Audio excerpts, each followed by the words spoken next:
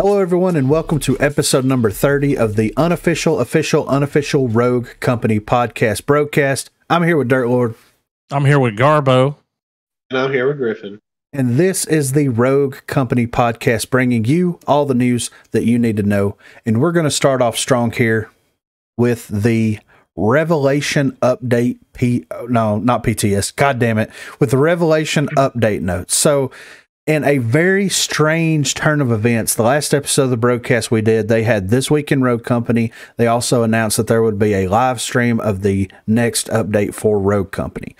The live stream came on a Thursday, I believe it was, and then they had the PTS cycle from Friday to Monday, I believe, and then they dropped the update on Tuesday, which makes sense because how much feedback are you realistically going to get running a PTS cycle to 4 people?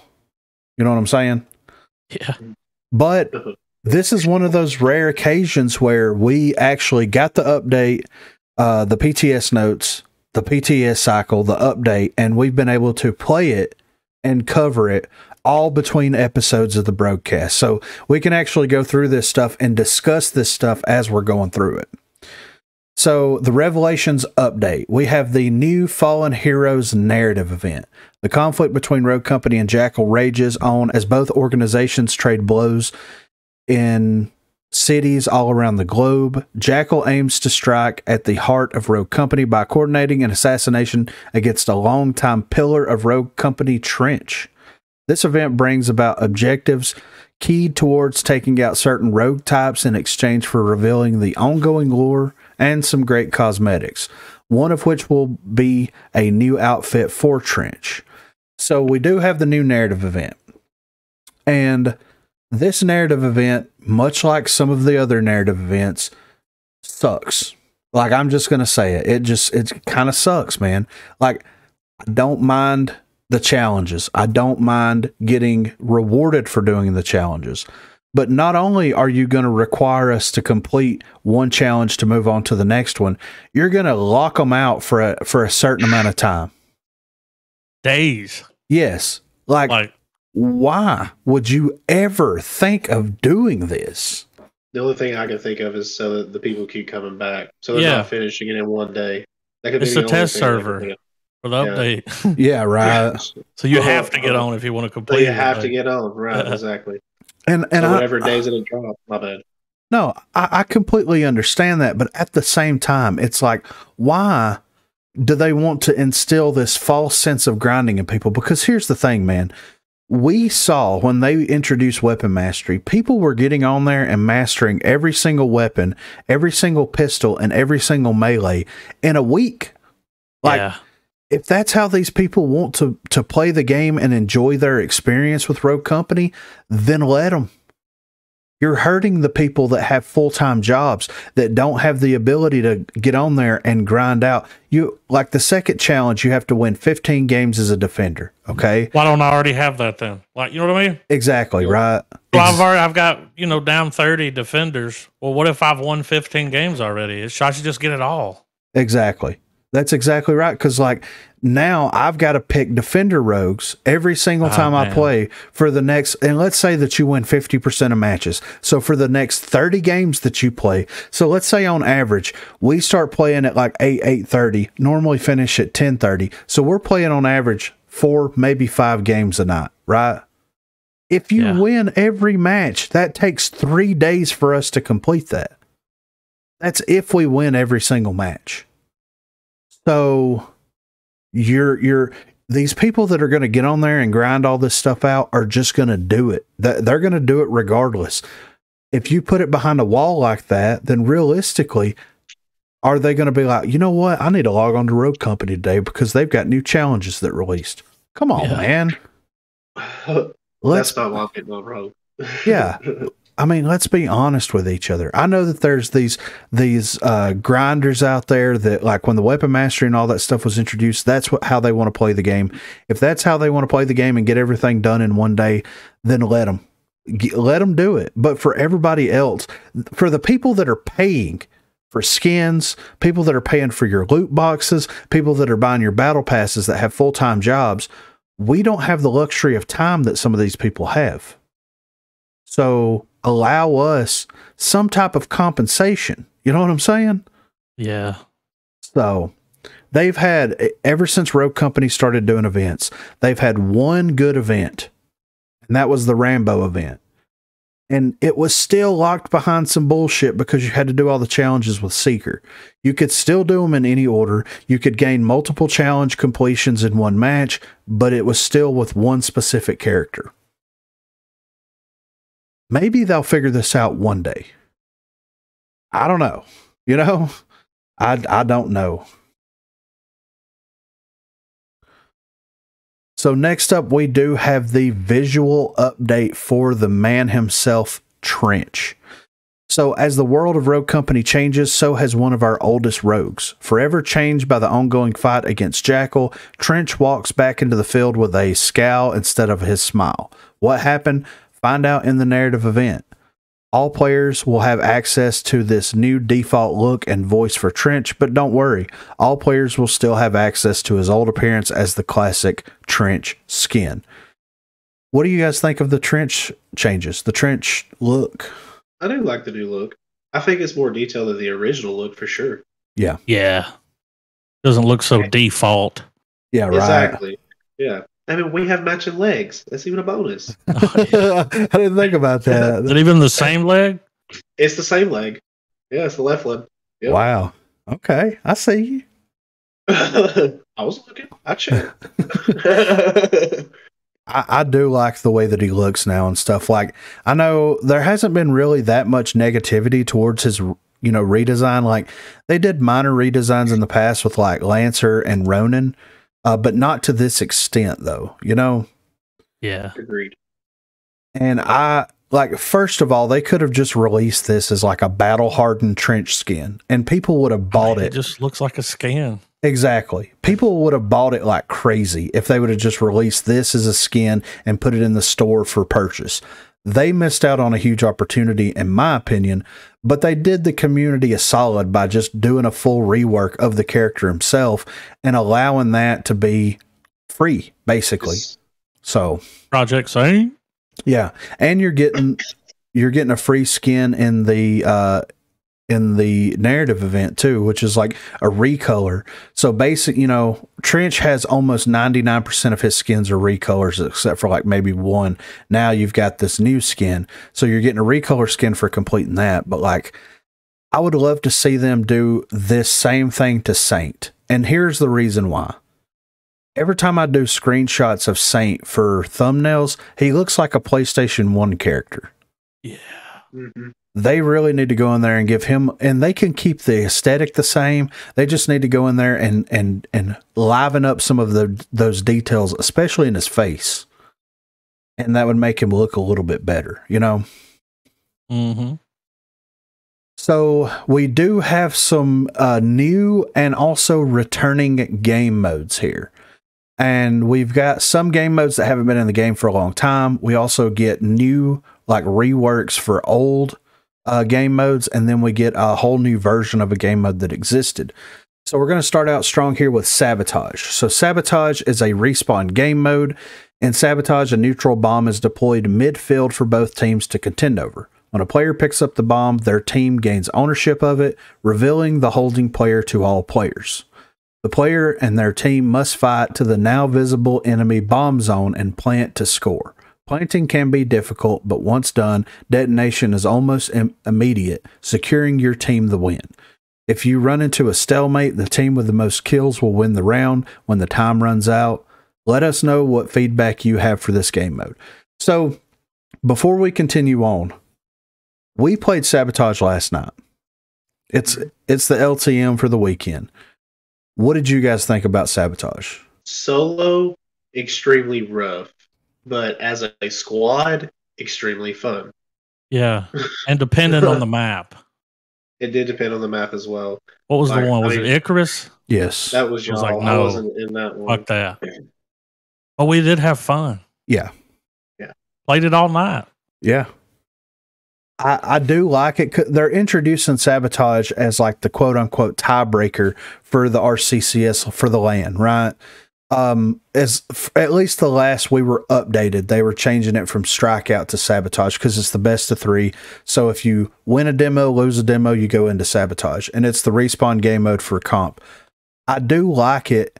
I like the idea of it. Let me say that, and then I'll expand on it a little bit here. Like, it's basically their version of capture the flag, right? Yeah. But there's a gigantic problem with the respawns in several of the maps that we've played on so far. Like, whenever you're pushing a bomb site and you wipe the team, they respawn fast enough and close enough to where you're in another gunfight almost immediately. Then if you happen to wipe them again, they respawn in the same exact location. You can't stagger them. You can't stagger the respawns. It doesn't move the respawns until you wipe them like 3 or 4 times from this location. And then by that time, you're either down to one person and one of the enemies will be able to get there fast enough to stop you from planting it, or your team gets wiped out in the process and the bomb is just there until their team rotates into it because they're going to be closer because it's at their spawn. So the spawns suck. And for Rogue Company, historically, the spawns for all of their respawn game modes have been absolutely atrocious across the board. But also, at a certain point, it feels like it turns into team deathmatch. Yep. Like I was just going to say, man, we won most of our games because we were up in kills. Exactly. Like, we won most by that. Yes. So, and you can definitely, I saw a screenshot on Twitter earlier today where they were playing sabotage on canals and somehow someone threw the bomb on top of the ship, like where you couldn't get to it. Nobody could pick it up.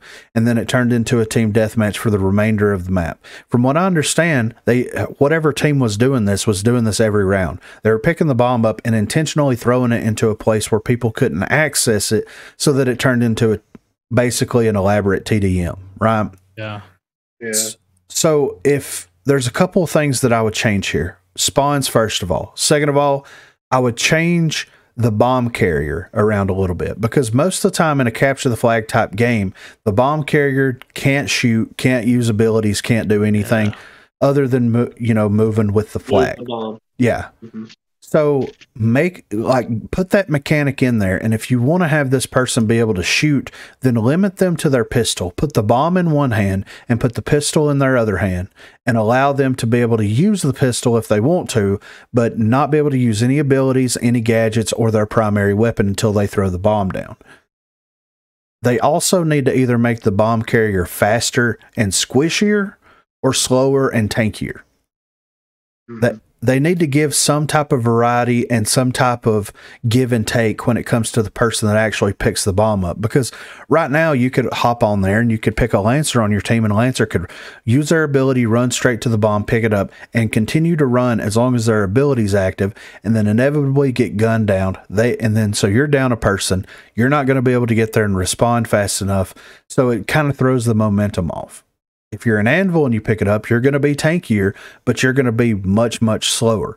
And that's going to that's going to make the point fight where the bomb is actually located, it's going to make it a little bit more organic moving around the map, but the bomb carrier is still a fragile individual. And then when you throw the bomb down, most people have auto pickup on, so they pick the bomb up, not meaning to, and now they're highlighted. So you can't even do anything tricky with it. You can't cause a stalemate in one particular bottleneck of the map and have someone try to sneak plant it or anything.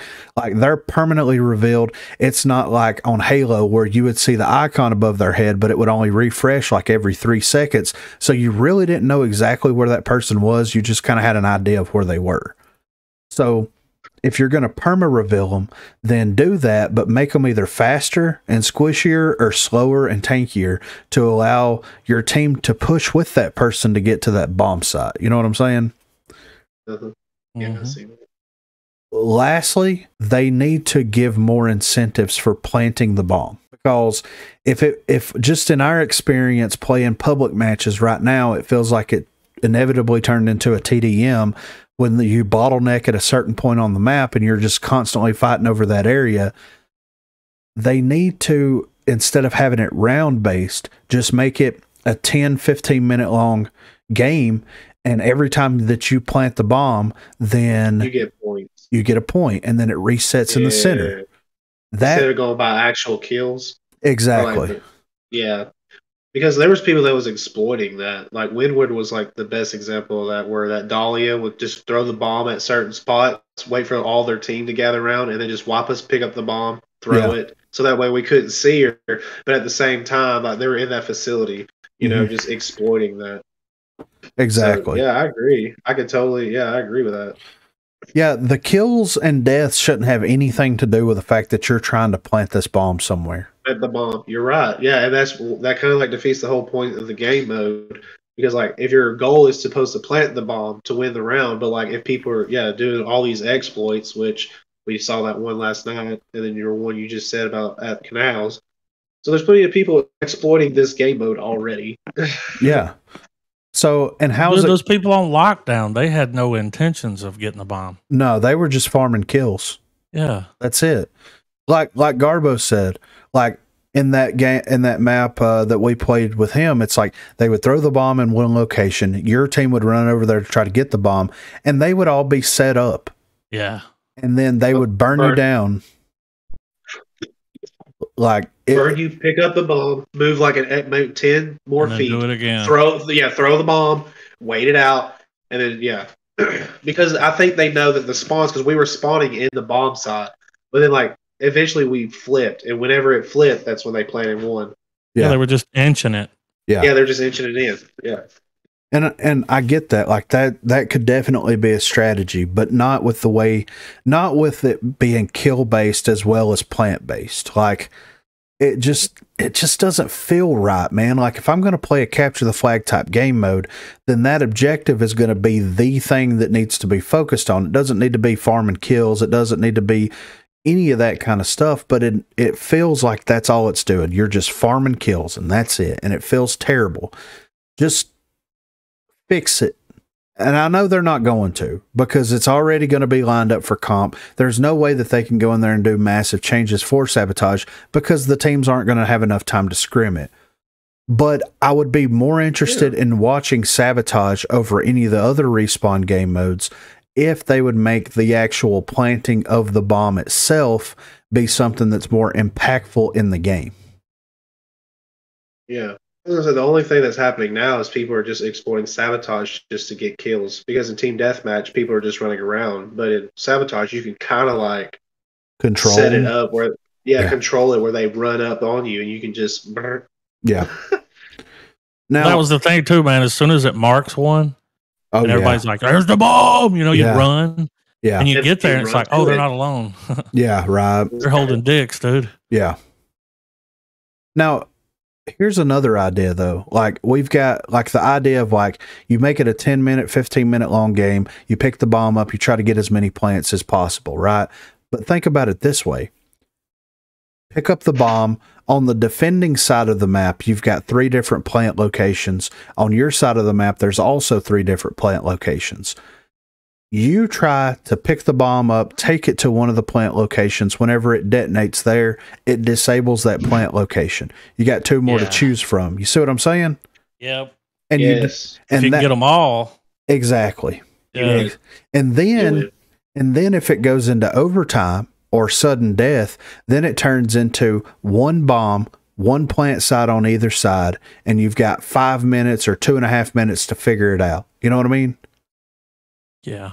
That would be I don't think I've ever seen a capture the flag game mode like that, where there's 3 separate bomb sites. And let's say, like, how cool would it be? And I know this would never happen, but how cool would it be if you were playing on Vice, for example, and let's say that you have a plant site inside the DJ booth. The other plant site is on left alley. The other plant site is on right alley where the zip line is. You plant it on the DJ booth, it collapses the DJ booth, and that's no longer a fightable area. It shuts that area down. If you plant it on the if you plant it on the left-hand side where the cars are in that alleyway, it causes the alley or those buildings to crumble in, and it shuts that lane off for like so far down. And you kind of use it to change the environment up a little bit, because then you're like thinking, okay, so if we planted Yeah, if we plant it on this side with zipline, it's going to shut the zipline down. Blow it up. Yeah, exactly. So then we're not going to have to worry about people's, spawning and ziplining into us while we're trying to plant the bomb at this other. Take that out first. Exactly. Yeah. Like, that is a tactical shooter. It is tactical. Yeah, exactly. I know it will never happen, but I would love to see something like that,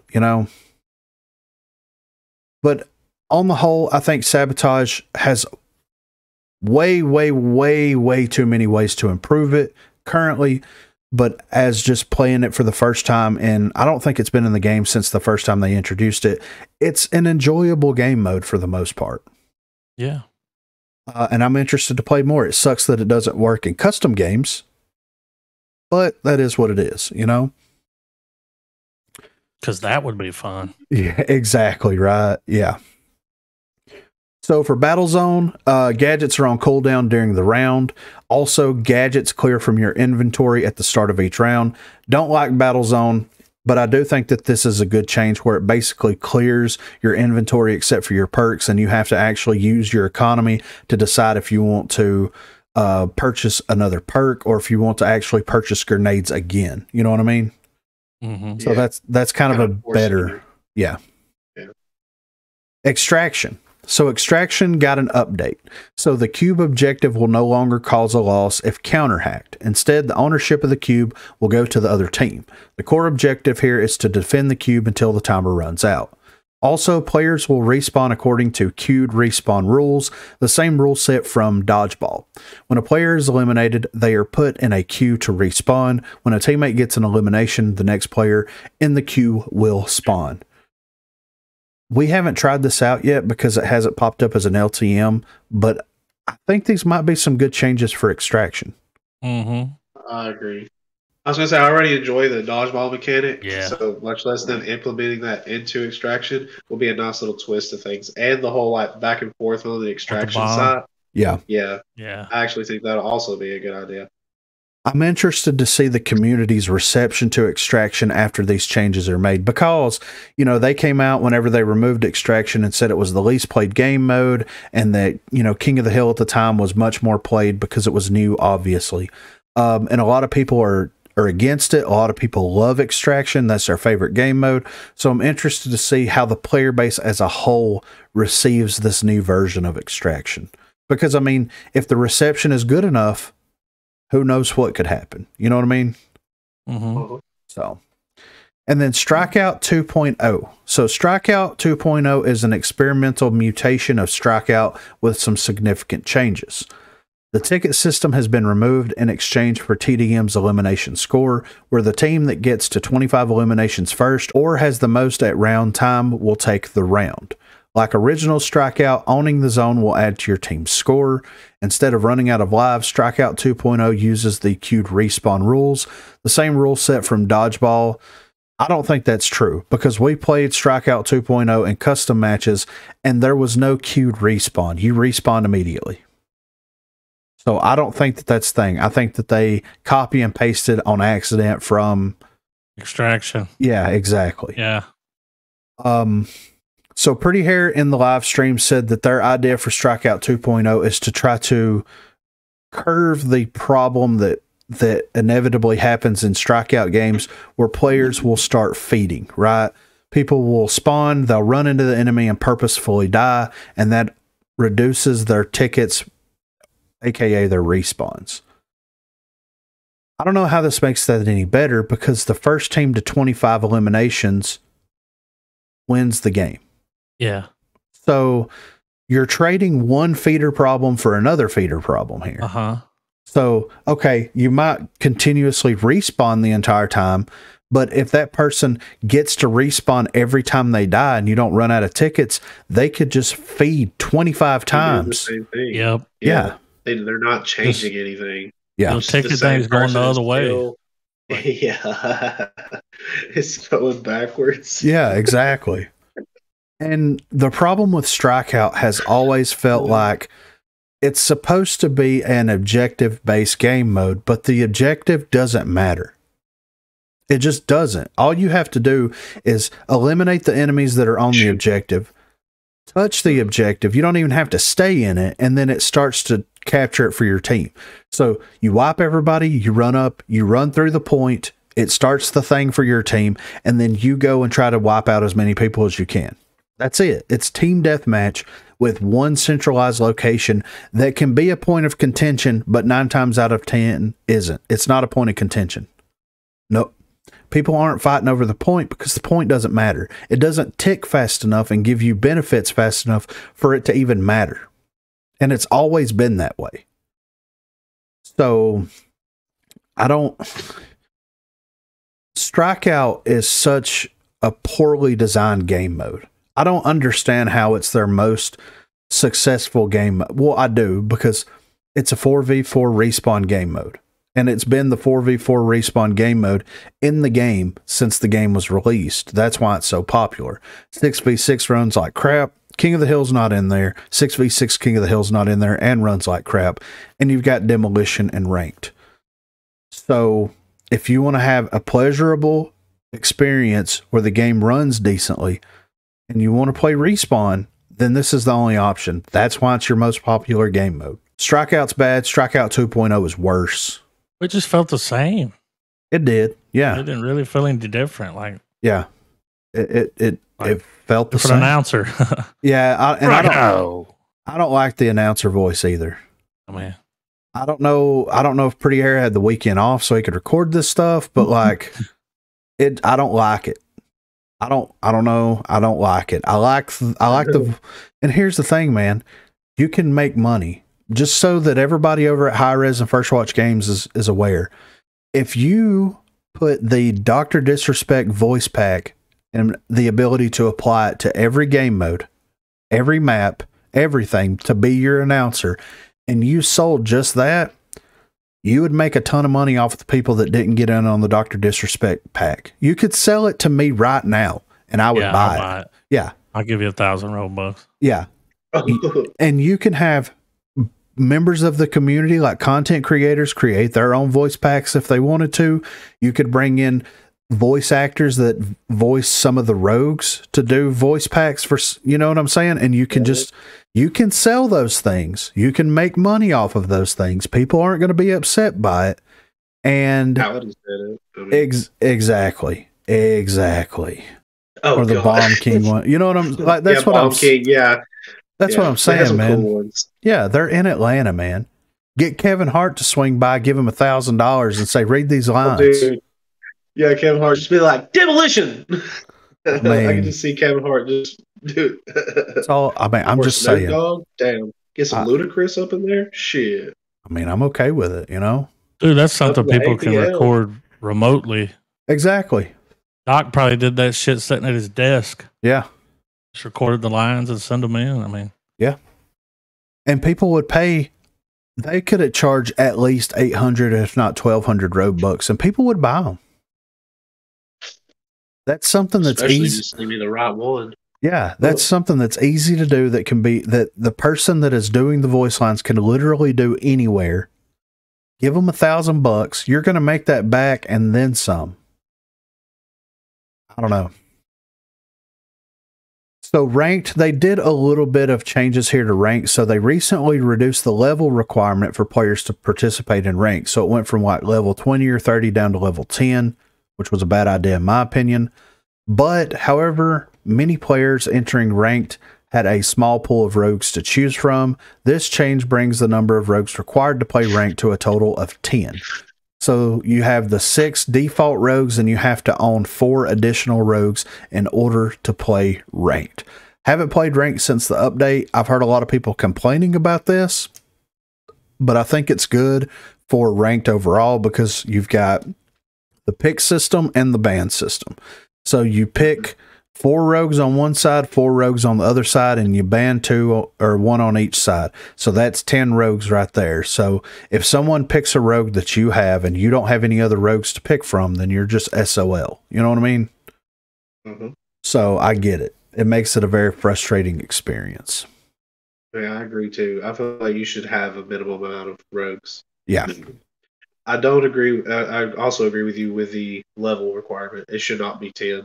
No. You can get to level 10 in Rogue Company in like 2 hours. So yeah. They kind of contradict themselves with that. You know, like we're going to drop the level, but then we're going to increase the amount of rogues. Well, that's so that people that have to create new accounts for whatever various reason, they're going to spend money to buy the rogue packs. So that see what I'm saying? It's a monetary thing.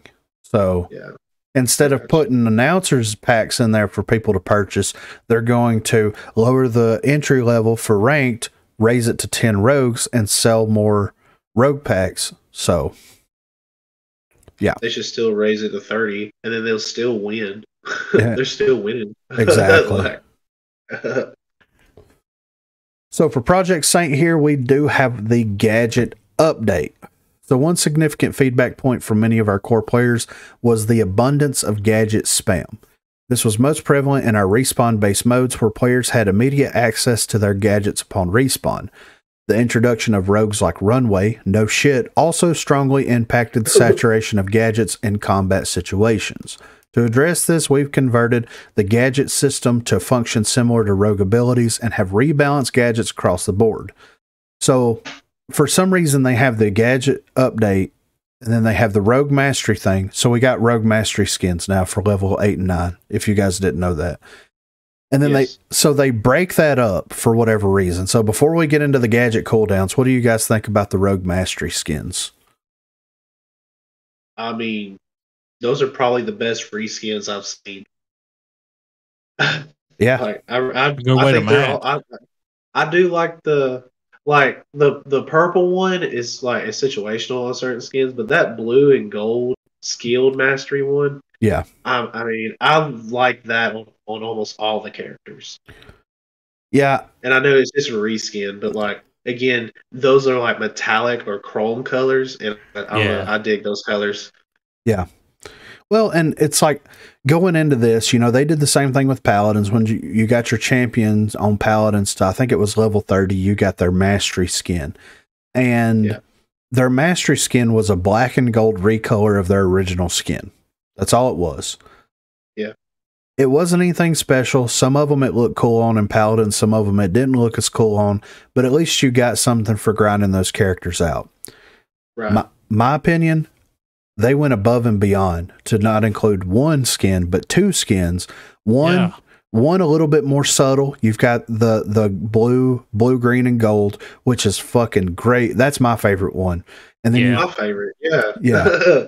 And then you've got the purple, pink, you know, the reactive one almost. Yeah. Yep. And it's it's constantly moving around. I mean, it looks cool. It's not very practical. It makes you stick out like a sore thumb, but it looks really, really like they dedicated time to it. And hats off to them for that.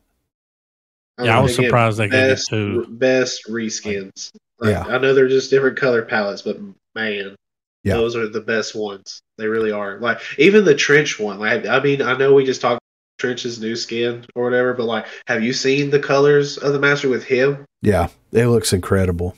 God, amazing. I really like it a lot, and like I said, hats off to them. They went above and beyond here, and like it gives something for the two different kind of mindsets when it comes to skin. You've got the flashy one, you've got the more subtle one, and it covers all their bases. It is recolors, but at the end of the day, those are the best recolors in the game by far. Yes, by far, hands down. Like they could have charged people for those, and people would have paid for those skins. Mm-hmm. Yes, sir. Yes, sir. I would have. Like, I've literally sat there and thought that myself. I was like, dude, I would have paid for these skins. Like, yeah, they're really good, man. Really, really good. And you don't have to buy them. Like, plus, dude. Yeah. Just grind it out, you know? Just grind it. Yeah. Pick your character. Pick the rogue you like. Grind it, dude. Yeah. So for the gadget update, this is what we got here. So gadget cooldown. All gadgets will now go on cooldown in the same way abilities do. Each gadget has a different cooldown ranging from 40 to 75 seconds. All gadget upgrades that used to give an extra gadget will now reduce your cooldown by 10%, and resupply has been replaced with a perk called Gadgeteer, which reduces gadget cooldown by either 5, 10, or 15%. So I'm just going to do like a quick run through these. So Semtex grenades are 75-second cooldowns, grenades are 75, incendiary 75, bounce is 75, trip mine is 60, C4 is 60, smoke is 40, flashbang is 60, thank God.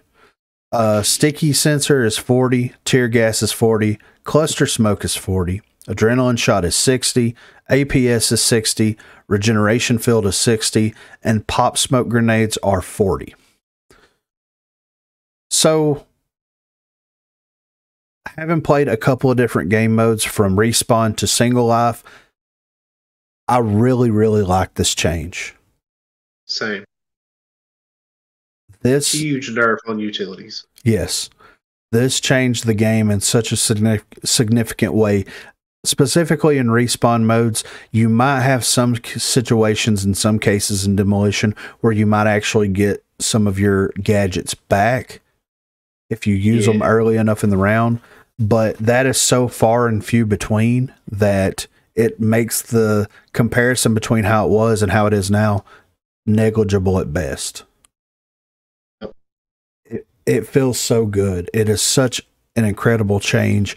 And this is something that should have been introduced into the game like months ago. I love it. I do too. Like I said, I enjoy it. It definitely gets rid of like even the whole resupply thing. I'm happy that's on because with the whole Gadgeteer replacement, it just prevents utilities from ever just always being in your inventory. Yeah. So nice. Like, could you guys imagine playing Sabotage where you didn't have the gadget cooldown? No. That would have made a far more miserable experience. It was already hard. I was about to say it was already hard. I couldn't imagine like Lancer just throwing Semtex every time we see her, or Fixer throwing his cluster smoke. Like we probably wouldn't have liked it as much as we did. Exactly. Yeah. We would have stopped playing it. We were like, fuck that. Yeah. Utility spam. Yeah. So speaking of the Gadgeteer, this kind of dovetails into the rogue changes, and it'll hint right back onto the gadget cooldown stuff. But first of all, Runway. So Runway's ability now recharges gadget cooldown. So, and this is something that I need to hop into the shooting range and test, but on paper, here's how it sounds. If you have a rogue, they haven't used any of their utility. If you hit the box, hit the briefcase, you're just going to get infinite ammo. You're not going to get an additional gadget. You have to have used your gadgets, then hit the box in order for that to cancel the cooldowns, give you the gadgets back, and then when you use them, it will go back on cooldown. You're correct. Massive Runway nerf. Yep. I was going to say, I ran Runway, and that's true. Like, it doesn't drop the utilities or nothing. You just get the unlimited ammo. You literally have to throw down the trip mine like immediately, throw the briefcase, and then grab it so you can get another trip mine. Yeah. So this has to be the Runway nerf that they were talking about way back when they first started doing the Rccs stuff, because they banned Runway. The Rome said that he had talked to the developers, and there's massive Runway changes coming that's going to nerf the character in a substantial way. It took 4 or 5 months before we actually got it, but we did get it. This is going to make Runway a more viable character because you're actually going to be able to cancel those cooldowns, but it's not going to make her a must-pick, overpowered powerhouse breacher that she previously was.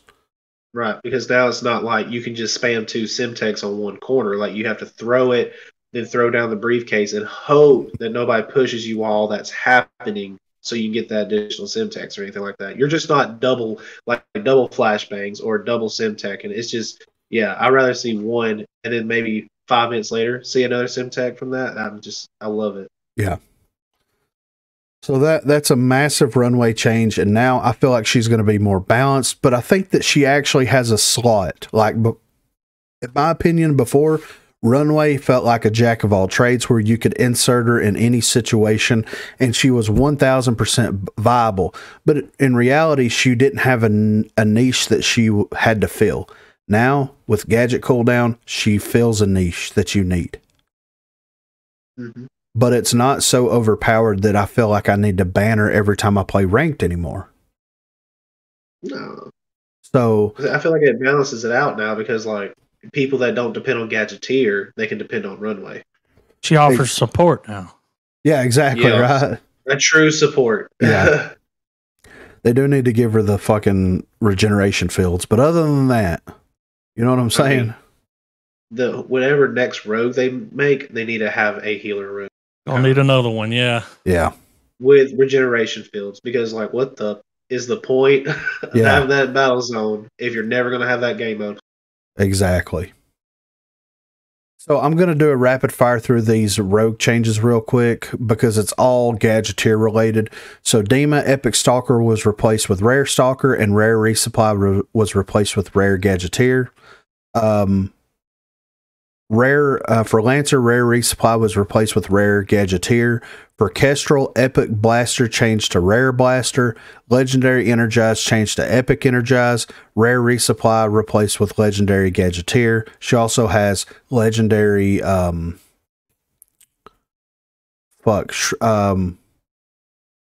rounds. So is it Legendary Gadgeteer or is it Restock?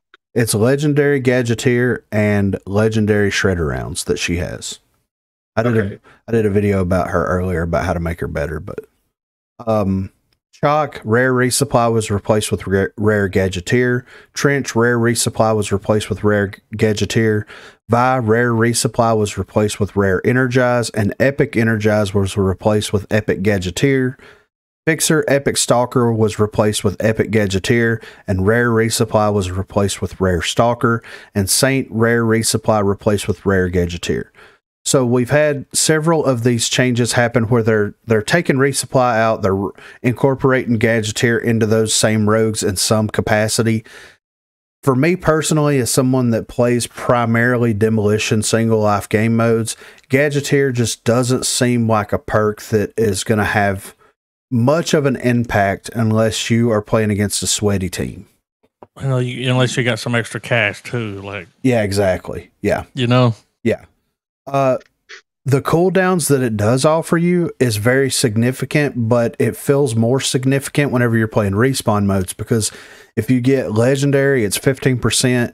If you get, let's say, flashbangs where it has the 10% cooldown on it, that gives you 25% cooldown off of 60 seconds. Is very beneficial to your team, but I don't feel like it's that beneficial to prioritize that as a perk to purchase in Demolition personally. No, I mean you just have to treat it like it was as Resupply. It really is no different because like Resupply was kind of considered the same way, right? So I mean that's how I look at it. At the end of the day, I just treat it as it was still Resupply. Just because like you down people, you can't just immediately pick up your utility doesn't mean you don't get your utility back. You know? Right? Yeah. But on the whole, like, there's only no. Go ahead. I was going to say, there's only like so many rogues that are even going to be worth having Gadgeteer on, like Switchblade, Mac, and then like, Trench obviously running double utility. You kind of want to have him with Gadgeteer, even though he's running a rare Gadgeteer. Yeah. You probably still want to run that with him too, Right. Yeah. So on the whole, I think that the Gadget Cooldown and also the new perk was a win-win situation. You're getting a new perk in there. You're taking a broken perk a lot of people would consider out of the game and supplementing it with something that's a little bit more realistic and a little bit more viable, in my opinion, to make the game balanced. So I think it's a win. I think this is a huge change. I think it's funny that the developers are like, when the game comes out full release, there's not going to be any major gameplay changes. It's going to be all quality of life changes. This could be considered a quality of life change, but it is a massive gameplay change. Massive. I mean, if you've been playing the game for 2 years and respawning with utility, and you hop into a game of and you hop into a game of Strikeout and you respawn and you're like, "Where's my incendiary grenades?" Wait, yeah. I know I just threw it and I died. Why didn't I get one back? Exactly. So those people are complaining about it, and we'll get into that. Yeah, big time. Well, I was about to say, some people don't even pay attention to that, They don't pay attention to updates. They just come in and play. Yeah. So we do get a couple of small changes here, like Juke, for example, and I kind of left this its own thing, and then we'll get into the weapon changes. So for Juke herself, the laser defense drone cooldown has been increased from 30 to 45 seconds. They reduced the audio feedback for enemies hit by the laser defense drones, and the impact grenade damage was increased from 40 to 50. So she got a nerf, a buff, and then a quality of life change for everybody that's being impacted by the laser defense drones, basically. And also you can consider the laser defense drone cooldown a nerf to everybody, because if you see her throw one of these drones out from behind a piece of cover, then guess what? You know where she's at. Mm-hmm. Yep. So if she's not, gotta see where it projected from for sure. Yeah. So if she's not throwing them down as frequently, then guess what? You're not going to know where she's at as frequently, which is a disadvantage to you, the person playing against the Juke. For sure. You have to pay attention to those Juke boots for sure. Yeah. And then the impact grenade damage increase, I think that's fine. I didn't really have a problem with the damage that the impact grenade was doing at base, like the way that it was originally, but I'm okay with this. But with the Gadget Cooldown system, you don't have two anymore. You just have one, and it's on a respawn. So that makes it a little bit less viable. So it makes sense why they're increasing it a little bit. What is the cooldown on it? Is it 60? It's not even in the list. It's not in the list. Yeah, I know. So that's why I'm asking. I have no idea. We'll have to go in there and test it out. I have no idea. Actually, okay. I was about to say, I noticed that one day when I was making a video that it wasn't in there. I was like, oh, okay. And the EMP grenades aren't in there either. Oh. Yeah, so I don't know what the cooldown is on those either. You're right. So they don't know. 40 or 60. Yeah, right. They don't know. They just overlook, just like skip it. They're not going to notice. Yeah. And they were like, wait a minute. I'm like, what about the EMP grenades? They're like, those are in the game? Yeah. Yeah, exactly. Right. Different team, I forgot. Yeah. So for the weapon changes, the objection, they reduced the base accuracy slightly. They increased the reticle bloom per shot slightly, and they also increased the max bloom slightly. They did a lot of things to the objection that did not need to happen, in my opinion. I agree. Horrible decision. Yeah. Nobody's even complaining about it anymore. What's happening here? Dude, I went into the shooting range and I aimed at a wall. And here's what happens. The first like 3 or 4, maybe 5 bullets hit dead. They hit dead center. But then it forms a circle around that. It's like it's making an eyeball on the wall. It's what it's doing, or a bullseye. It makes no sense. It gives no rhyme or reason. And here's the problem with changing the bloom and the accuracy of the weapons. You take the control out of the player's hands whenever you start increasing the bloom and whenever you start reducing the accuracy, which makes a weapon not feel anywhere near as good as it should be, because it should be skill based on the player's side. Then people stop running the weapon. Then you're going to have to do something to make the weapon viable again. Mm-hmm. Increasing the reticle bloom to me was not the right direction to go with this. I thought that it was fine after they did the last round of nerfs to it, but they still feel like it's very accurate when it shouldn't be. So make the damage fall off shorter, or I don't know, make it harder to control at range, or whatever. Like, you could have done anything. You could have made the recoil worse. You could have made the bullet drop off more significant. You could have like increased the fire rate of it, and it would have made it so much harder to handle, but you still would have got that close range burn potential. Now, even when you're in close range, and if you're moving around and crouching and rotating around cover, you have this gigantic bloom for this weapon, and there's no rhyme or reason to it. So if you lose a gunfight because of the bloom, it feels fucking terrible. It's got to be something wrong with it, right? Yeah. I think so. I don't know if they meant to do that. It sounds like that's what they should have done to the LMPX. Hey, now. Yeah. I mean, dude, best round gun, dude. Oh, you got that right. Mm-hmm. It hasn't been messed with. Oh, you know it's going to happen. Oh, yeah. Oh, yeah. Well, they're going to nerf that bitch into the ground, dude. I mean, I feel like this objection change is going to get reverted, or at least get, it's going to get buffed. Yeah. Because, again, nobody's complaining that. I'm absolute dog shit with the objection. Again, it's barrel stuff or bust. Yeah. Dude, I played like 4 or 5 matches the other night to try to get some footage with it. And yeah, the only people that it's viable with, there's 3 rogues, in my opinion, that's viable with. Chalk, because he has the toughness and the ability that gives him more HP. Lancer, yes. Lancer, because she can roll reload, so ammo's not a problem. And Scorch, if you time it right with her ability to get tick damage whenever you're hitting them. Mm-hmm. Yeah, especially when as fast as that thing shoots, for sure. Yeah, dude, I remember when you was running it and you were like, "This fucking gun, dude," and I was like, "Well, swap it out," and you're like, "I'm trying to get some footage." Yeah, it's like, oh, yeah, it's struggle. It's bad, dude. Of how horrible it was bad. Yeah.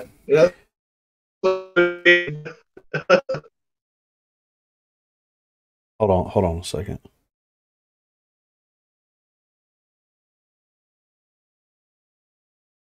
Okay, never mind. I was looking at their packet loss on the fucking server. On my screen, we don't have bars. Like, we do have bars, but they're not green or yellow or red. You know what I mean? On the Discord thing. Yeah. But anyway. Yeah.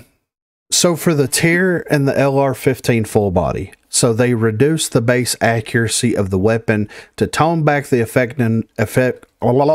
tone back the effectiveness of no scopes and or hip fire, whatever you want to call it. And from 0 to 10 meters, if you have your weapon fully maxed out with Gunsmith, which gives you 9 bullets in the LR-15 full body, you are still hitting about 50% of those hip fire shots from 0 to 10 meters. Yeah. From 10 to 20 meters, you're hitting about 30% of those shots, and anything outside of 20 meters, you're going to be lucky you get it. So they really didn't do anything effective. Here's the problem. Still happening. Exactly. The problem with the snipers and the hip fire is there's no flinch, there's no sway, there's nothing in the game. So they're good at long range, and you can't even push up on the person because they could just whip and hip fire you, and they 9 times out of 10 they're going to do some damage to you, switch over to the pistol, one shot you, and you're going to be down. But the snipers, man, it's still a problem. It's going to continue to be a problem. And when you have that dude that streams that's like level 1,000 fucking LR-15, and he's still posting clips. And this is the thing. He posted a clip earlier today, and he was just like, Nerf didn't affect my no scopes at all. First of all, it's kind of slap in the face to the company. Second of all, if I was a developer and I saw that, I'd be like, we need to go back to the drawing board like immediately. Like this dude is straight calling us out on Twitter, and we can't allow that to happen. So, but again, there's no sway. Literally, he can just hold his gun on that corner and it's so steady. His little head out, and it just treat it like the convention. The only difference is it is a one-shot head down. Yeah. So that is the Revelation update. All in all, I think it was a massive W. Trench rework was great. The event was terrible, as all events are. The game mode changes were all really fun and really interesting that we've been able to try out so far, except for Strikeout. The Gadget Cooldown was a huge W.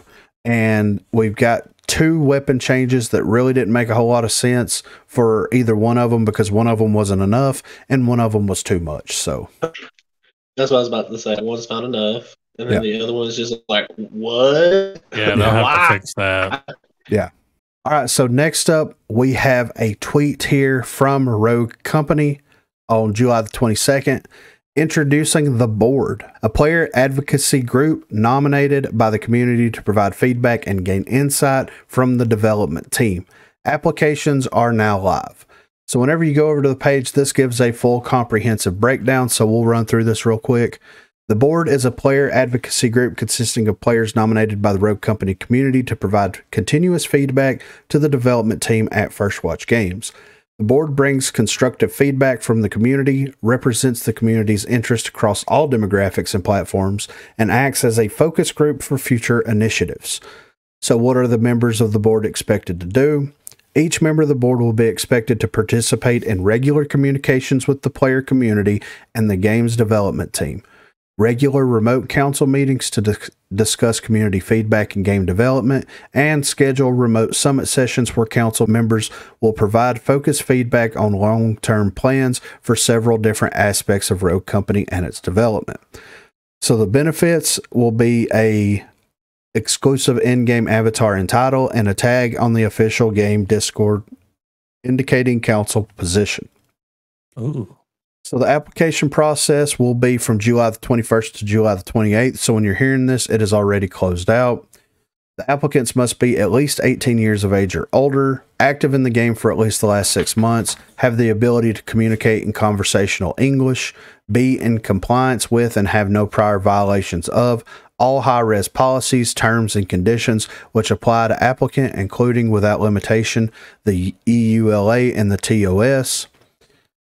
Applicants must not be a current or former employee or otherwise currently contracted by Hi-Res Studio or any of its affiliates. Anyone who has been banned from a Hi-Res game or received any other form of disciplinary action.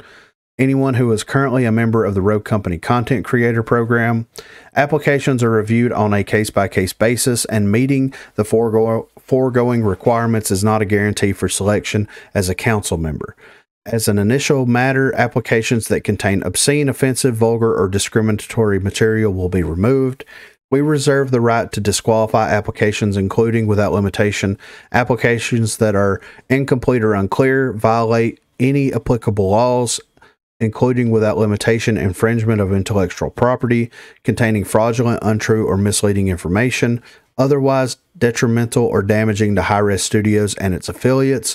We reserve the right to disqualify applicants or applications that do not comply with these rules. So the term length will be from August 2022 to August 2023. Members of the council may apply for successive elections, and there is no limit to the number of times they may be elected. In cases of code of conduct breaches or other player council participation agreement violations, members of the council may be dismissed. So the code of conduct. Members of the council are expected to engage with the game's community, First Watch, and other council members in a professional and respectful and constructive manner. Members of the council must comply with their player council participation agreement at all times and keep ongoing discussion with Titan Forge Private unless explicitly cleared to do so by Titan Forge Games in advance. They copy and pasted this. Titan Forge is the subset of Hi-Res that does fucking Smite. Mm-hmm. They didn't fix it anyway. Members of the council must comply with Hi-Res documentation at all times. Members of the council are expected to maintain a reasonable level of activity with the council and may not miss more than 3 meetings in a row unless a reasonable explanation is given. Failure to abide by any of these above can result in early dismissal from the council. Term limits. You got me talking politics, you know? Right.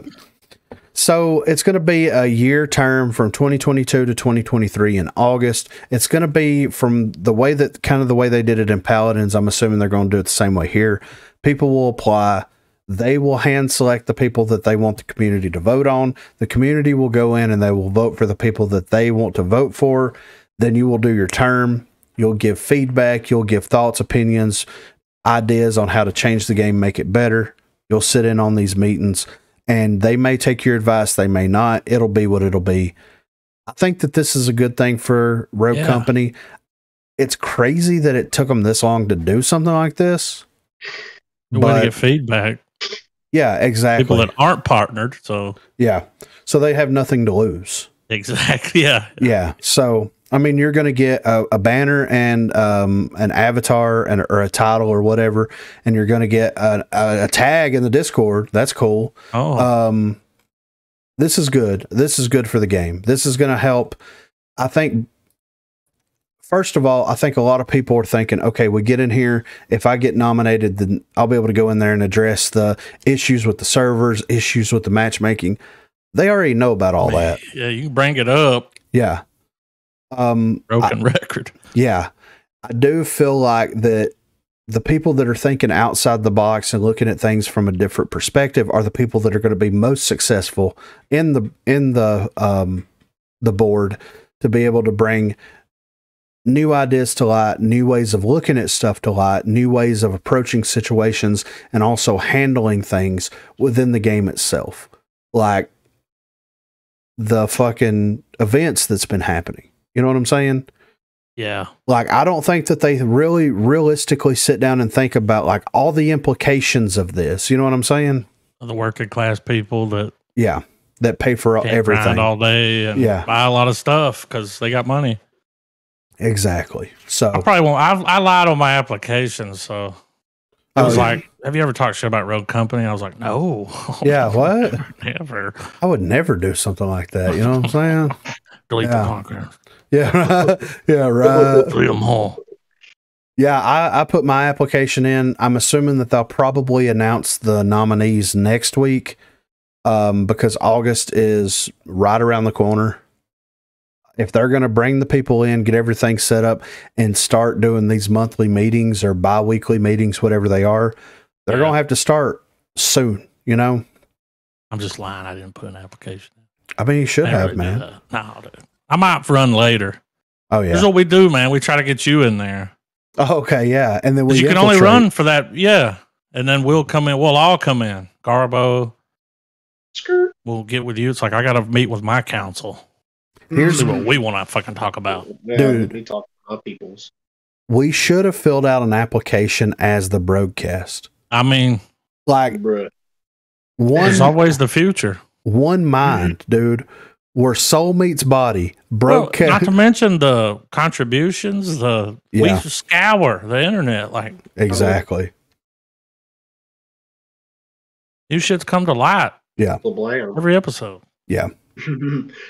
So I'm excited. I know Blue signed up for it. I know that there's a couple of other people inside the community.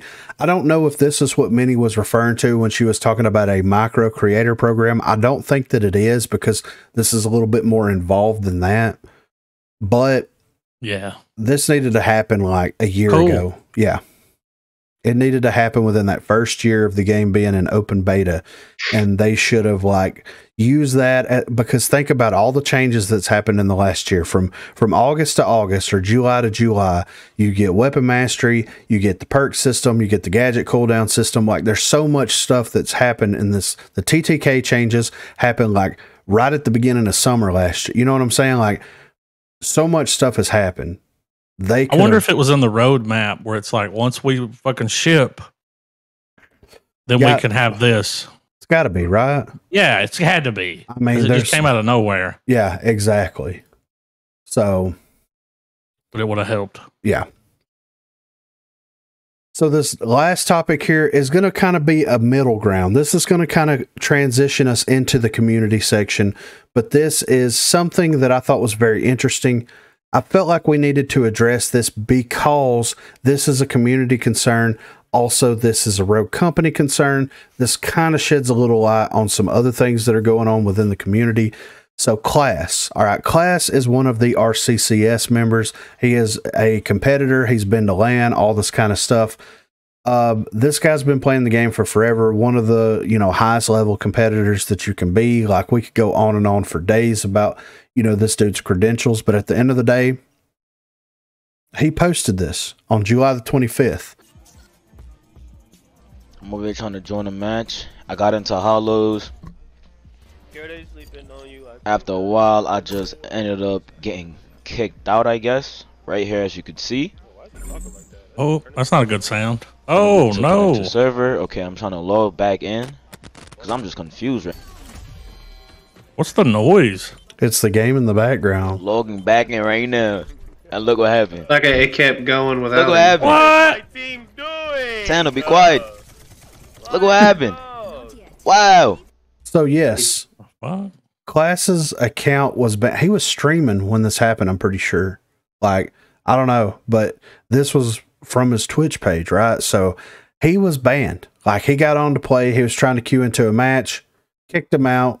He went to relog back in. It said that he had been banned. So this next little video that we have here is a video of the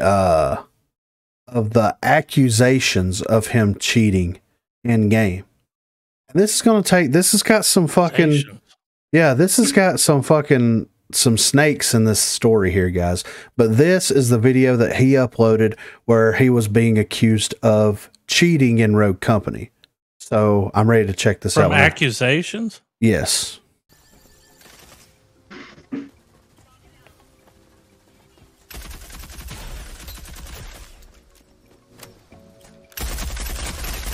Come on. Missed shots right now. You push. I have the bomb. Dude, I do that with that gun all the time. Yeah. Like, on you? Easy. Ну это геймпазер. Собак. I mean, Missed shots. Still missing shots. and crouched. Yeah. What are you aiming at? Oh my god, aim properly, aim straight. Where are you looking Добро at? Oh пожаловать, это my god, геймпад, he's пацаны. blind, he's blind. Гребаный геймпазер, репорте бомжара. Чем могу тебе еще So сказать? because he reports him, he gets banned? Yeah. Planting. That's a free kill right there. But you can clearly see him missing the shots. Yeah, he missed bullets. And it's not headshots. And they're not Like body accurate. hit, yeah. like his shots are not accurate. He is missing everywhere. Oh my god. It's that gun, man. That gun does that. Чак открылся. Man, yeah, get fucked up. Well, see, it looks different on their screen. It did look different. Yeah, on it's their latency. Like, what can I say? Look where these guys are at. Yeah. You know? Yeah. And that's what I'm going to get into here in just a second.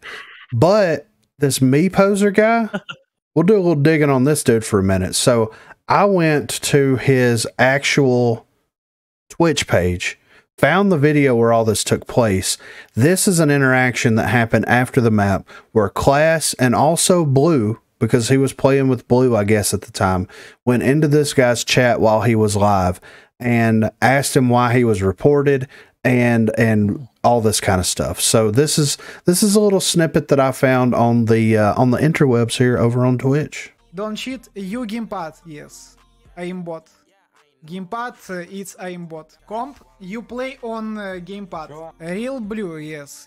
Gamepad equal cheat. Gamepad equally cheat, yeah. 1,000,000%. Damn, 1,000,000%. Yeah, right. So You this can clearly see. Not on his screen. yeah. So this guy, of course, Mr. Me Poser, is saying that anybody that uses a gamepad. Now, I don't know if he means using a controller or using is considered a gamepad or using or strike Like pack paddles? or strike pack accusations. You see what I'm saying? Yeah. I don't know what his interpretation of a gamepad is because I've never heard anybody refer to a controller as a gamepad, but I'm also not from wherever he's from. You know what I'm saying? Yeah. So I don't know if he's saying that maybe he's using a strike pack. I don't know if he's just saying that because he's a controller user or what. But why was those two people queued up to play against each other? Because I'm not sure where Class is located, but I do know that Blue is on the East Coast. And if these guys are in another country on another continent, then why are these guys playing against these guys unless those guys on the other continent are purposefully queuing in U.S. servers? Which is going to cause some latency. Exactly. Huge latency. Huge. Yes. We saw that. Yes. So, on the heels of this, Drew posted #FreeClass, right? And then KCKL, another Rogue Company content creator, said, what's more is the streamer who reported him actually has been blamed for hacking. So if you pull up this dude's Steam charts here, you can come down here on the right-hand side and it says 1 VAC ban on record. You Yeah, you hit the info and VAC. VAC stands for Valve Anti-Cheat System. So this individual has been banned by Steam for actually doing some type of cheats in game. Wow. Well, then whenever really you right here. Yeah. So then whenever you look down here at the comments for this individual, you have one from July the 23rd that said cheating programs, aimbot, wall hack, and no hiding. It's a shame. Someone said, I can manage to kill him even if he is a cheater with aimbot and wall hacks on Rogue Company. Poor peasant can't manage, not even with cheats turned on. Oh my God, get a life. This other person on August 23rd said, August the 23rd, which would have been last year, said cheating in Roco is common for Russians. A little report will help, especially with video attached to the ticket. GG. Somebody said go play Fortnite, and then we have stuff in another language here. So this individual is accusing one of the RCCS competitors of cheating in the game by using a gamepad or a controller or whatever he considers that. Yet he's been banned before by Steam for using some type of cheats in the past. Yeah, I just looked it up. He's in Russia. So confirmed. Yes. So he's from Russia. This individual is from Russia. It still doesn't make sense why he's queuing in United States servers. He's selected East Coast. Yeah, that's true. Yeah. That's on him.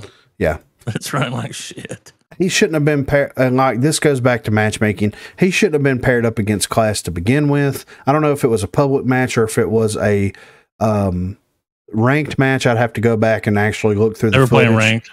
So like it doesn't make sense. Like why would you select an entirely different continent to queue from if you're located in another continent to play ranked on a game that is all about being able to hit your shots, being able to get the upper hand whenever we already have a bad enough time with latency being in the same country that we're queuing. Yeah, exactly. Yeah. So why would you go outside of your country to do that? I might do that if I was cheating. Well, that's true. Uh-oh. And then I might get mad if I was cheating and someone beat me. It was out cheating me. Yeah. What? They weren't cheating. Yeah. But you could clearly see Class missing. Because he was like, he's fucking cheating. And it's like, nah, dude, this latency's on another level. Yeah, like, right. It was like glitch. It was like, for example, that glitch down dude, like, it just like hitched and he was just dead. But on Class's screen, he literally burnt them both. Yeah. It's crazy. Yeah, absolutely. So, like I said, that is part of like that's going to transition us from the community into the or from the main topics into the community section, because like Class shouldn't have been banned, first of all. Second of all, how can you take a report from someone that's been reported for cheating in the past by Valve? How can you take that serious? Like I know the in-game reports don't show that, but they could have done a little investigation on their side, and it just goes to show you that the report function either doesn't work at all, or it works to the point where I don't know how many viewers this guy had at the time, but if everybody got on there and reported this guy somehow, that's not right. That means that the right person saw the clip. Yeah, exactly. I right. don't know. Man. Yeah, unless there's another agenda there that we don't know about. You know what I'm saying? So, and basically with him getting his account banned in Rogue Company, that disqualifies him from being able to compete in the summer series. So he's never had any allegations? No. Against him? Never? Not that I'm aware of. But this guy has. Yes. And we're taking his word, dude. To me, once you get caught cheating, you're not a credible source. Exactly. Ever. Yes, exactly. All right, guys, this is the community section of the Unofficial Rogue Company Podcast. If you want to contribute in any way, please feel free to shoot us a tweet at Broguecast. You can shoot us an email, broguecast@gmail.com, or you can join the Discord. There is a Broguecast contribution section over there. So if you have anything that you want us to cover or address in the future, those are the places to do so. First up here, we have a post here by Supreme Kai. I think Supreme Key. 44, I don't know. Ranked in this game is terrible. I've won 2 of my 10 placement games, got gold 5. My friend won 2 as well. He got bronze 4. I can accept that because I played a lot when the game was released. So based on some kind of hidden MMR, I had higher rank. Okay. What I can't accept, if we queue up together all the time, we are playing with and against diamond players. I mean, come on. Shouldn't we play against silver or gold players? Sometimes if we win, I got around 20 points and my bronze friend got 20 points as well. So basically, he has no chance to get to silver if we play together. Why he isn't getting 100 to 200 points if we win against platinum or diamond players? If we lose the same amount of points. He shouldn't even lose points as a bronze against a diamond player. What kind of mess is this? I know probably a few thousand people playing this game on planet Earth, but still we would rather wait 10 minutes in the queue to play against similarly skilled players than get in the game in 2 minutes but play against diamonds. What kind of fucked up system is this? Any solutions? So, Supreme Kai, that's matchmaking for you. Unfortunately, there's not enough people queuing in ranked in order to actually give that type of experience. But I do think that they bring up a very interesting point, and this is kind of why I wanted to bring it up. So if you are a decent player and you got placed in bronze and you are consistently winning games, then it seems like the rank points that you get cap out around 24, right? 24 to 28. If you do your placements, you get placed into bronze, and then you win one game and you get 24 points. If you win the next game, it should bump you up to 28. If you win the next game, it should bump you up to 30. It should continuously raise the amount of RP that you get, and then whenever you lose a match, then of course you lose RP at that point, but it should reset. And let's say, yeah, and it should reset you at like 20. That way it incentivizes you to, of course it's ranked, you're going to want to try to win so that you can gain points, but it's going to incentivize you to play that much harder, but to also be okay with being in a lower rank whenever you are in ranked. Because if you played the game since closed beta and then you have never touched rank, then when you play your qualification matches, it's going to put you in bronze or low silver. Like it did that to Garbo. Yep. Like Garbo never played any of his ranked placement matches. We played ranked before ranked placement matches even existed, and then we never went back into it. It put me in like silver, I think. It put me and Dirt Lord in silver. It put him in bronze, right? The first time. Yeah. The first time. And then the second time it put me in gold, and then the third time it put me in platinum. Somehow. Yeah. I don't know how the fuck that happened, but yeah. I had like gold or silver. I can't remember. Something. Yeah. So I get what this dude is saying. I don't think 100 to 200 points because it takes 100 points to level up to the next rank, but maybe cut those ranks down from 5 levels to 3. Let's have. Well, if they can't fix the matchmaking, do something with that.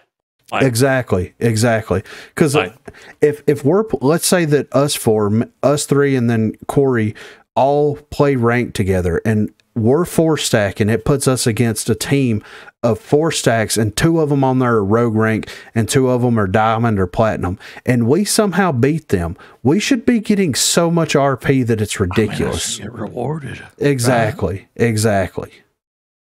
You should be rewarded for your hard work. And I know that the matchmaking system kind of tries to do something like that, where like your MMR is equal to their MMR. If the AI favors the enemy team to win, but you beat them, then in theory, you're supposed to get more RP. If you lose, you're not supposed to lose as much RP. If you beat them, they're favored to win. They lose more RP. Make it a little bit more worth it. If we all queue into a game and we're favored to win and we botch it somehow, then we should lose like 30 RP. Something. Yeah. But if we beat a team that's got 2 rogue players on it, then we should be rewarded for that. So I agree. I agree. I like where this guy's head at. I think he went around about it the wrong way, but he does have something. There's a diamond in that rough. You know what I mean? Run for office, sir. Yeah. Yeah. Right. Just clean it up. You know what I'm saying? Just clean it up a little bit. Yeah. So next up here, we have a post by Strife KOR. Gadget spam was not a problem on demolition. Can't understand why Battlezone and LTM can have a whole system to work differently from the other modes, but Demolition, which has a ranked mode, should follow the same rules as respawn modes. Gadget Cooldown is a great change, but not implemented in the right way. I know the majority of people plays respawn modes and don't care about ranked Demolition, but how a serious game can do stuff like that. Tomorrow, if people starts to enjoy and play more round-based game modes, they can simply release a change based in it and mess with the respawn ones. You guys can see the inconsistency and why that is a problem for the health of the game. So I agree with what Strife is saying here. Battlezone was supposed to be the premier game mode for Rogue Company. It was supposed to be the thing that changed Rogue Company and put it on the map and made it this most talked about game in the entire planet. It did absolutely nothing but frustrate people. Where the fuck is it at? Exactly. I mean, yeah, right. It's been gone for a minute, dude. Yeah, it has. So I think it's gone for good. Well, they have it in the LTM schedule. For the next, it's on the LTM. Has it been changed any? It gets. So we don't know, right? Well, it gets rid of the gadgets at the end of the round. We talked about that in the Revelation. Yeah, right. But this dude's right though. Like, why do you have an LTM mode where you have your own unique perks, your own unique gadgets, your own unique mechanics for an LTM mode? And they can't split Strikeout from Demolition for some reason. They balance Demolition and Strikeout together. That doesn't make sense. They're played completely different. There's different extremities in each one of those. There's different situations in each one of those. Maybe the weapons and gadgets shouldn't do as much in one game mode, but should do more in another game mode. You respawn. Exactly. It's a huge difference. I understand where Strife is coming from, and it to me never made sense. It never made sense why they try to force Demolition with all of the respawn game mode changes. And gadget spam was not a problem in Demolition. The gadget cooldown system doesn't do anything to impact it on Demolition significantly, so it's negligible. What I think Strife is saying is like, okay, imagine if they make a change for something else that's even more significant in the future for Strikeout or respawn game modes, and it negatively impacts Demolition. Mm-hmm. Very valid concern. 1000% valid concern, you know? Mm-hmm. So I agree. They need to separate it. They need to have... And they can. Yes. They need to have Demolition and Ranked be its own balancing area. All the respawn modes be balanced in a different way. It's okay to do that. You don't have to lump it all together. And if you do, then get rid of everything with Battlezone and just give us whatever. You know what I'm saying? Like, just make it the same way that it is for Demolition and Strikeout, except you have to pick the weapons up off the ground. Yeah. I mean, come on, you know? Premier game mode. This next topic feeds right back into the hashtag free class thing that we were legitimately just talking about. This is a post by 8 Gumas, right? The problem is very simple. I choose EU region because I want to play on EU servers. So why matchmaking forces me to play on US region? Please tell me, is that just another bug? So there's a screenshot here. Queued in Europe, they went back through their yes, and it is forcing this into the US. Yes. It is forcing this person into US servers. So, what? Oh my God. With the class situation, if this dude that's in Russia is queuing in Russia and it's forcing them to queue in the United States, no wonder they think that he's cheating. That makes sense. Yeah. Makes 100% sense. Yes. And this makes me very interested to get something to be able to check all the IPs that I've connected to recently as far as the game's concerned to see where we're actually playing from. because we're close enough that it could legitimately be putting us in Central or South America. Dude, it's happened. Yeah. Like people we've queued with, and he's like, I don't understand what he's saying. Yeah. So if this is legitimate, if this is real, this is a huge problem. Like they did the forced crossplay thing without telling anybody. If they're forcing everybody to queue on United States that are in any other country except for the United States, or forcing people in the United States to queue to other servers, you're compromising your game at that point. These comments are brutal. Yes, they are. Yes, they are. And the author of this post actually goes on to say in the comments that they went in there and they checked their activity feed, their network activity feed, to see where they were queuing to. And that's where it came up. See, it makes sense. He's like, there were only 2 games in the Netherlands. Mm-hmm. Like, that's us, dude. Like, one map will just run bad. Yeah. Want to run good. Yeah. Then bad. So maybe, good. maybe if it can't find us a game in what they consider an appropriate amount of time. I'll wait. Yeah. I'll wait all day. Yeah. I would rather wait than get that mad. Yeah. And, accuse people of hacking or. Yeah. Like. Yes, absolutely. That's insane, dude. That is absolutely, yeah. It's unfortunate for them. Like, yes, they said, "Are you on EU?" Yep, and that happens very often. Today, I played 5 strikeout games, only 2 games on Netherlands servers and 3 on US servers. That's really sad because servers' tick rate leave much to be desired, and if you also have got higher ping than it should be, then for sure you can feel the difference. Unless you're a casual player, then maybe not. Yeah. Dude, the Roco tick rate is garbo. Yeah, legit. Legit, yeah.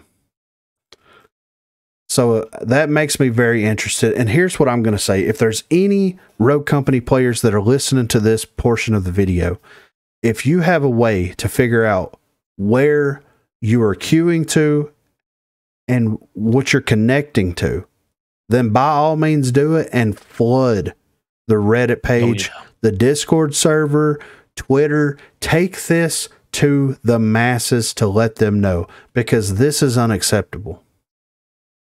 Absolutely. I'd like to know what program he's using to do that. Yeah, I know, right? You want me to message him? Yeah, dude, reach out. I sent him a message. We'll see if he comes back with something, because if there is a response, then I'm going to do some tests myself. Yeah. I'm going to try to force myself to queue into like Europe or the West Coast or South America and see what it does. Yeah.